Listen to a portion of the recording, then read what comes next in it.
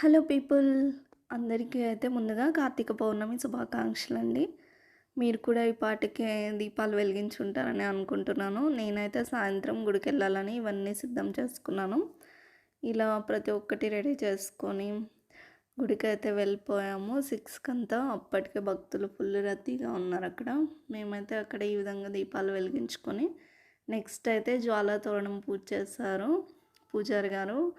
కార్తీక పౌర్ణమి రోజు ఈ జ్వాలా తోరణ దర్శనం అనేది చాలా అదృష్టం అండి. ఆ అదృష్టం మీకు కూడా కలగాలని నేను ఈ వీడియో చేస్తున్నాను. ఈ వీడియోలో అయితే పంతులు గారు అందరి గోత్రనామాలు అడిగి ఈ విధంగా పూజ చేసి నెక్స్ట్ అయితే జ్వాలా తోరణాన్ని వెలిగించారు. ఈ జ్వాలా తోరణ దర్శనం అయిపోయిన తర్వాత అయితే టెంపుల్లోకి వెళ్ళి మహాశివుని దర్శించుకొని అమ్మవార్లను కూడా దర్శించుకొని నెక్స్ట్ అయితే గుళ్ళోనే ప్రసాదాలు పెట్టారు. సాంబార్ రైస్, కేసరీబాత్.